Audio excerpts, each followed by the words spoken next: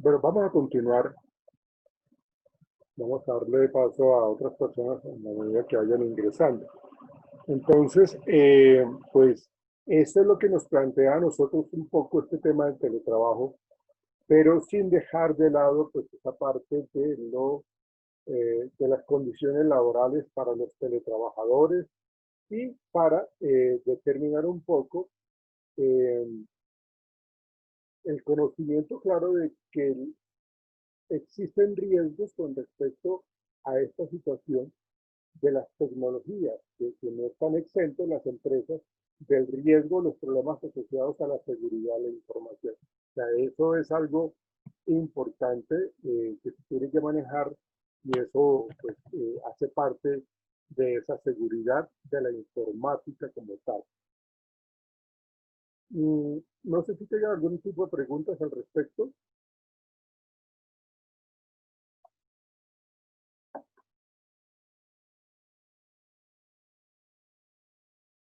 No veo a José Reyes, que era la persona que de pronto estaba con la inquietud con respecto al tema del teletrabajo y la sobrecarga laboral.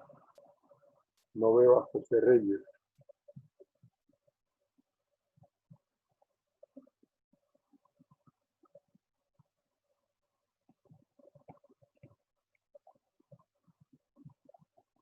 Bien, vamos a continuar entonces.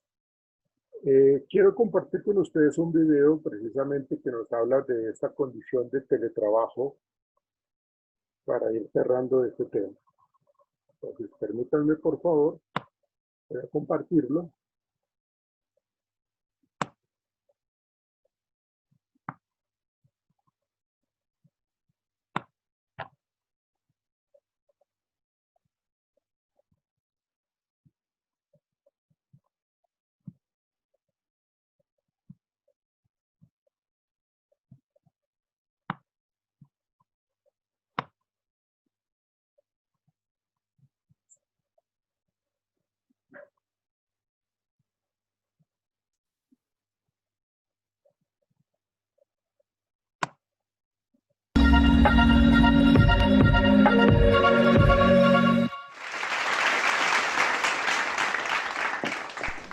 La primera pregunta es obvia cuando tú dices que trabajas en casa. Lo primero que te dicen es ¿trabajas en pijama? Yo respondo, bueno, antes de tener 2 hijas algún día, viviendo en Valencia es más difícil, pero seguramente si viviera en Pamplona, con todo lo cambiante que es el tiempo aquí, pues seguramente vería a la gente pasar con su paraguas y yo decidiría trabajar en pijama. Ahora se ha acabado esto y a las 7:30 hay que levantarse porque hay que llevar a las nenas, en este caso al colegio. Pero empiezo por esta reflexión porque la realidad es que no soy esto, que es lo que podría pensar mucha gente cuando habla de alguien que trabaja en casa. Aquí hay mucha gente joven, pero en los años 80, como ya hemos hablado de esta década durante estos talks, a una persona que trabajaba en casa más o menos se la venía a configurar como alguien con sobrepeso. Podéis ver que no es mi caso, aunque no es fácil teniendo que comer durante todo un fin de semana en Navarra. No me alimento de sneakers, no juego a la Nintendo a pesar de que lo hice en el pasado, y no vivo en una casa sin ventanas en la que solamente miro a un ordenador. Es todo lo contrario. Últimamente tengo muchos problemas para estar más en casa porque mi realidad es que quedo con mucha gente que además me da muchísimas posibilidades de tener muchísimas visiones y que es casi un resumen de estos TED Talks en la Universidad de Navarra, donde cada uno está hablando de una cosa diferente y sin embargo todos estamos conectados. Somos, y este es el primer gran concepto que os quiero contar, la primera generación de la historia de la humanidad que puede trabajar desde donde quiera. Obviamente si sois un camionero no, si sois un camarero seguramente tampoco, salvo que queráis ir, por ejemplo, a servir en las Islas Maldivas, que no debe ser un mal trabajo, pero con un ordenador y un teléfono, o incluso simplemente con un teléfono, podemos estar conectados, podemos escribir emails, podemos conectarnos por WhatsApp. Os sorprendería que hay gente aquí que ha desconectado el WhatsApp para siempre, no simplemente durante mi charla. Y hay un momento en el que nuestra realidad nos dice que el 60% de las profesiones de hoy día solo requieren una tecnología. Y una vez estás conectado, tú puedes trabajar desde donde quieras. Pero, seguramente esa cara de agobio la conozcáis muchos, hay gente que no es capaz de trabajar bien ni siquiera en la oficina. Y es evidente. ¿Por qué? Porque no todo el mundo trabaja bien, ni a todo el mundo le han enseñado a trabajar bien. Y lo que no podemos hacer es mandar a la gente a trabajar desde casa, y esto puede parecer algo incongruente con lo que os estoy contando, y no es así. Porque si alguien no trabaja bien en la oficina, no va a trabajar bien en casa. Pero alguien que trabaje bien en la oficina tampoco sabe si va a trabajar todavía bien en casa. ¿Por qué? Porque estamos en la segunda revolución industrial. ¿Y qué es lo que ocurrió en la primera? Que había muchos señores y señoras que venían del campo para meterse en una fábrica en la que jamás habían estado, en la que nunca habían construido un coche, porque no habían visto un coche en su vida. De hecho, la mayoría de la gente que construía coches no tuvo coches hasta mucho después. Y al final, a esa gente hubo que formarla, porque las empresas ganaban mucho dinero, pero para empezar a ganar dinero tenían que enseñar a la gente a hacer los productos con los que iban a ganar dinero. Aquí está ocurriendo lo mismo. No podemos enseñar a la gente o mandar a la gente a trabajar a casa si no les hemos enseñado a hacerlo. Porque nos ha atropellado la tecnología y creemos todos que sabemos manejarla, y en realidad lo que nos quita es tiempo y capacidad de ser productivos. Al final, hay 4 problemas muy graves que tenemos ahora mismo en cualquier sociedad, seas o no freelance, trabajes en una oficina o trabajes desde cualquier lugar del mundo. 1, ¿cuántos WhatsApps, tweets, Facebooks, mails ves al día? Yo propongo una cosa, que es que contabilicéis el tiempo que pasáis en cada uno y lo veáis a lo largo de una jornada y os deis cuenta de cuánto tiempo estáis pasando simplemente con las notificaciones que os llegan. Hice una cosa una vez, un experimento con un amigo, que puede parecer revolucionario, que es durante las 2 horas en las que quedé a comer con él, no cogí el teléfono. Hay gente que se escandalizó, ¿no?, cuando se lo conté. Bueno, pues simplemente quería ver cuánto tiempo iba a tardar, porque como comprenderéis el teléfono no dejó de sonar, cuánto tiempo iba a tardar después de la comida en contestar a lo realmente importante. Y lo cronometré. Es verdad que tenía muchos tweets, muchos Facebooks, muchos emails y muchos WhatsApps, pero la realidad es que a la mayoría de ellos no tenía por qué contestarles en ese momento. Y es más, si no les contestas en ese momento, la gente tampoco se va a poner pesada. Algunas sí, todos conocemos a alguien, pero en general no. Me costó 7 minutos. Y pensé cuánto me hubiera costado en esa comida de 2 horas contestarlo a todo a causa de todas las interrupciones.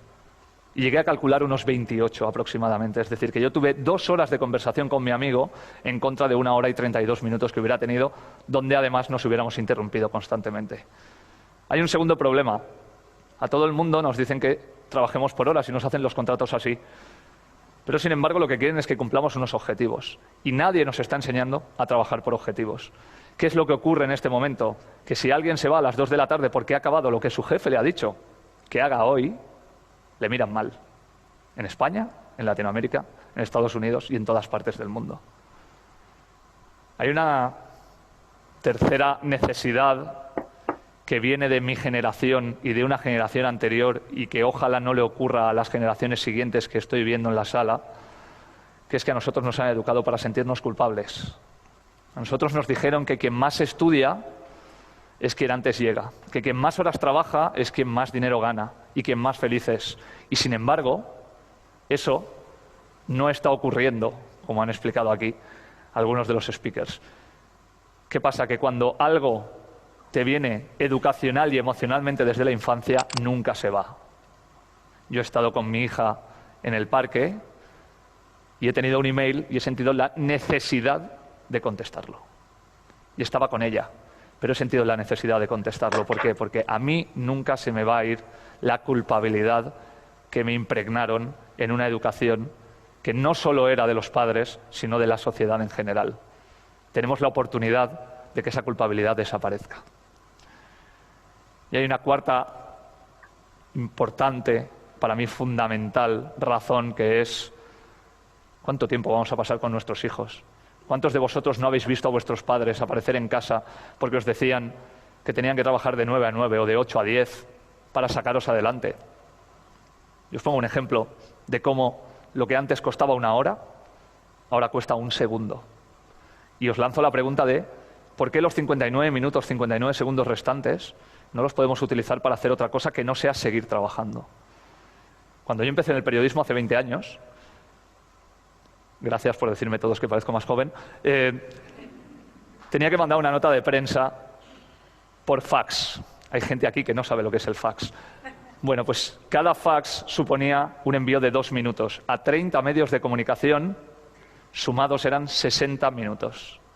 Hoy, eso mismo lo hago en 1 segundo a 300 medios de comunicación a través de un email. Soy igual de bueno o de malo haciendo mi trabajo, pero tengo 59 minutos que aprovechar. Elegid con qué queréis aprovecharlos. Y sobre todo a los directivos, que entiendo que no quieren implementar el teletrabajo de inicio, porque ni ellos mismos algunas veces creen en él, les digo, hacedlo en las oficinas, coged los fundamentos y llevadlos a los trabajos en los que estáis. Que si un señor ha hecho lo que le has dicho, se pueda marchar porque quiera estar con sus hijos. O que si alguien decide ese día no venir a la oficina, porque muchos directivos viajan 100 días al año y nadie les dice que en esos 100 días no están trabajando para su oficina, aunque no estén físicamente allí, no hay ningún problema. Tienes que saber marcar qué es lo que quieres de tu gente. Y a partir de ahí, seguramente ellos te respondan. ¿Por qué? Porque el problema es de los trabajadores a los que no se ha formado, pero el gran problema es que las personas que están por encima de ellos son los que tienen que comunicarse y tienen que explicarles y decirles yo quiero esto de ti dentro de 1 mes, yo quiero esto de ti dentro de 6 meses y yo quiero esto de ti dentro de 1 año. ¿Por qué? Por una sencilla razón. Porque quien tiene en la cabeza el plan a corto, a medio y a largo plazo es el directivo, no el trabajador. Y no puede ser que una persona llegue cada día y encienda el ordenador a ver qué pasa. Y que nadie le esté diciendo esto es lo que quiero de ti porque así vamos a ser mejores, así podrás tener incluso algo más de sueldo, así podrás salir antes del trabajo, así podremos ser una empresa en la que todo el mundo esté contento. Voy a hacer transmedia, que es un concepto que os recomiendo que empecéis a interiorizar, y dentro de una charla TED voy a recomendar otra charla TED. Esta es de Jason Fried y se titula ¿Por qué no se trabaja en la oficina? Os recomiendo que la veáis, si podéis esta noche y si no mañana.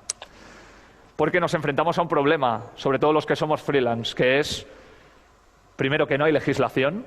Nadie sabe si yo me lesiono en mi casa, si eso me lo cubre mi seguro o el de la empresa, porque tampoco los contratos entre freelance y empresas están todavía delimitados del todo.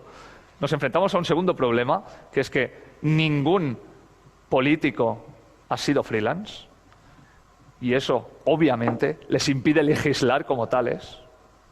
Nos encontramos en un tercer problema, que es que, como trabajamos desde casa y parece que trabajamos menos, parece que nos tengan que pagar menos también. Y hay una diferencia enorme entre las personas contratadas y las personas, vamos a llamarlas, subcontratadas.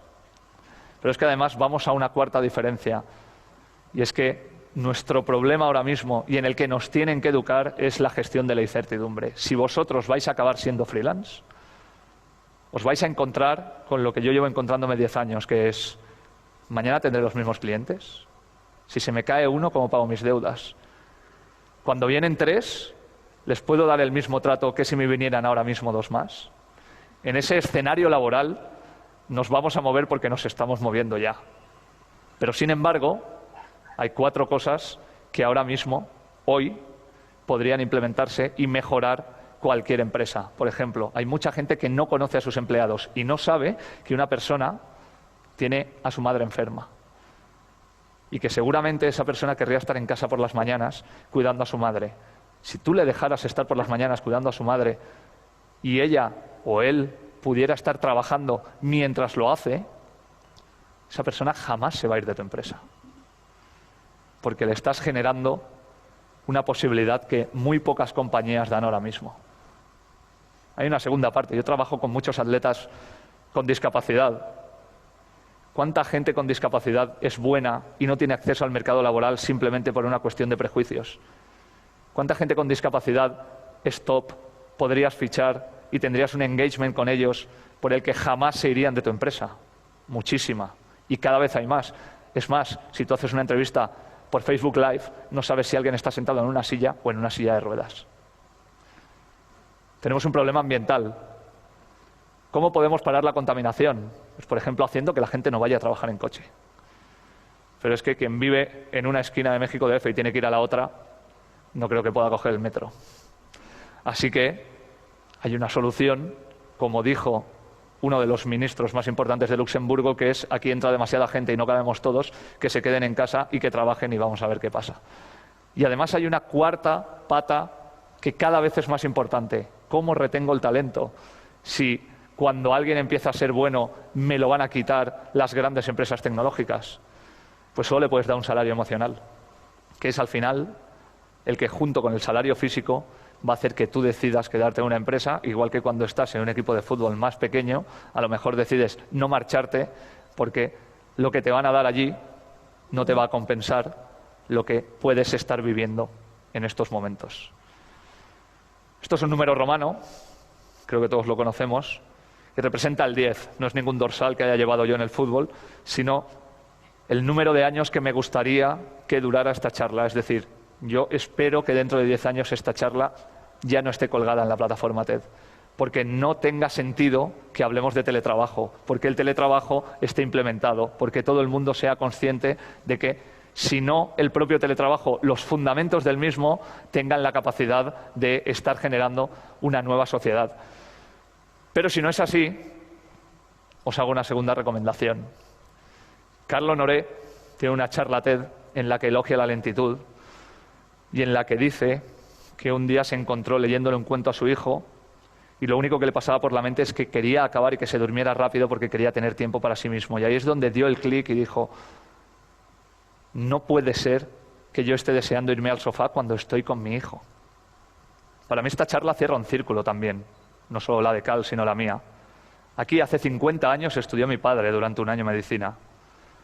Y yo a mi padre, igual que a mi madre, no pude verlos todo el tiempo que mis hijas me están viendo a mí. Así que solo os pido, y os hago una recomendación, que os grabéis una de las mejores frases que yo he escuchado en los últimos tiempos y que viene de este señor y que se puede ver en su libro y que se puede ver en su charla. Y que penséis, como decía en una charla anterior, que si seguís cumpliendo años os moriréis. Que es que cuando lleguéis ahí, salvo que trabajéis en Google y seáis personas biónicas que vivan 500 años, seguramente nunca miraréis atrás y diréis: ¿por qué no pasé más tiempo en la oficina? Muchas gracias.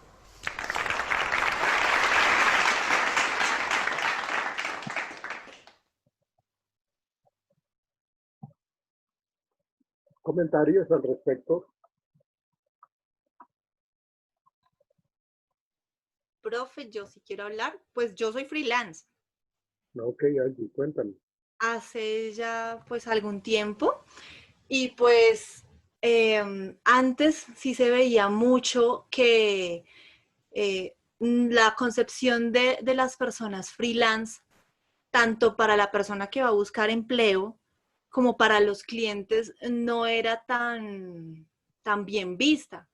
Antes de la pandemia, a mis clientes tenía yo que explicarles que sí era serio lo que estaba haciendo y que no era un tramitador o alguien que los iba a estafar, porque no todas las personas entendían esa figura. Ya después de la pandemia o durante la pandemia, ya como que la gente sí es un poco más fácil atender a los clientes. Bueno, al principio de año, de hecho, yo estaba como coordinadora buscando asesores freelance y los estaba reclutando. Y era bastante difícil dentro de los mismos asesores que en algún momento ya habían trabajado freelance en otras entidades, mantener, era más bien como enamorarlos. Lo chévere de ser freelance es que uno tiene que enamorar al empleado, pero no se llama empleado, de hecho es como atenderlo de otra manera. Esa es como la parte positiva de ser freelance, que realmente uno tiene que enamorar a la persona que va a trabajar como freelance, tiene que ofrecerle el salario emocional, que es como, bueno, muchas cosas, además de las comisiones que se pueden ganar, porque el freelance, o por lo menos acá en Colombia, netamente se gana por producto obtenido o en mi caso, producto desembolsado. No por la labor que haga durante de, sino por el producto final. Pero ahora sí se ve de una manera diferente después de la pandemia, que sí queda mucho más tiempo con la familia, eso es cierto. Es una paz interior porque eso sí no se cambia por nada. Digamos que ese es realmente el gancho con el que se reclutan a las personas freelance. Eso es todo, profe. Gracias, Angie. Una experiencia muy interesante la que nos estás planteando.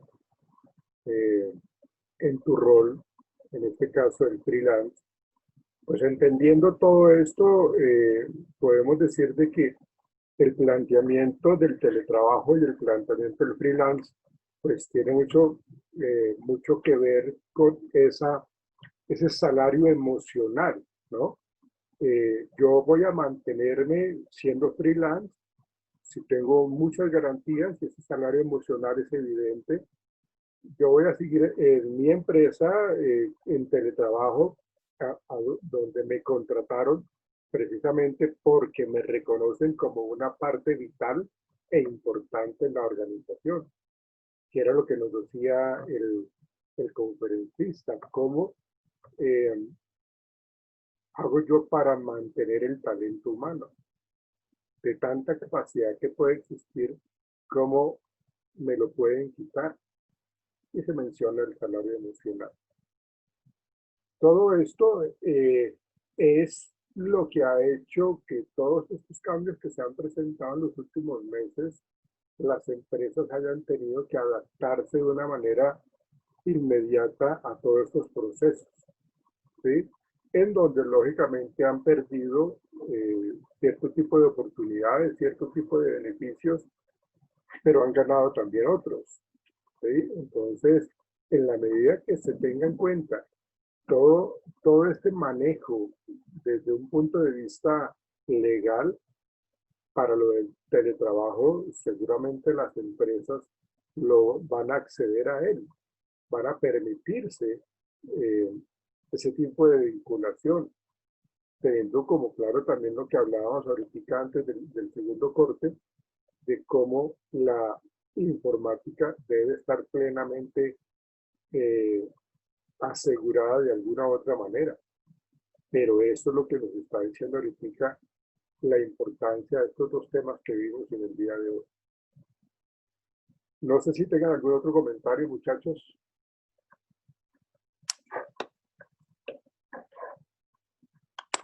Veo que estábamos ahorita un buen número de personas y ahorita pues ya veo 16 participantes ahorita en el aula virtual. No sé qué pasaría con el resto. Pero estamos hablando de que si somos 26 personas, entonces ¿dónde está el resto? Bien. Activen sus cámaras, por favor. Vamos a terminar la clase.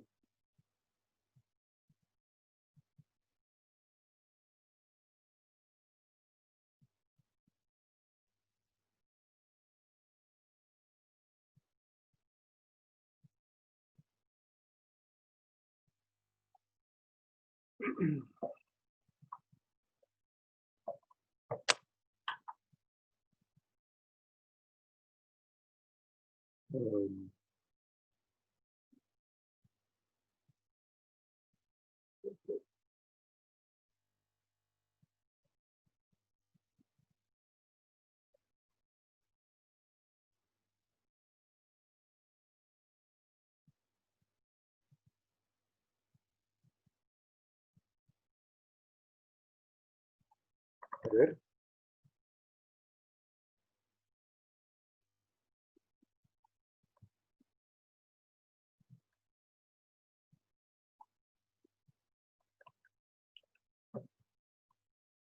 No hay ningún tipo de comentario adicional entonces. Todo quedó claro con respecto al manejo del COVID, con respecto al sistema de gestión. Quedó claro con respecto a las condiciones laborales que regulan el teletrabajo, esa parte legal, sindical, del sistema de protección social. ¿Quedó claro entonces todo? Señoritas. Sí, Sí, señor. profe. Ok. Entonces terminamos por hoy. Muchas gracias. Nos veremos entonces mañana. Una feliz noche y por favor cuídense. Chao, profe, gracias. Hasta luego, que estén bien. Gracias. Feliz noche, profe, gracias. Hasta luego.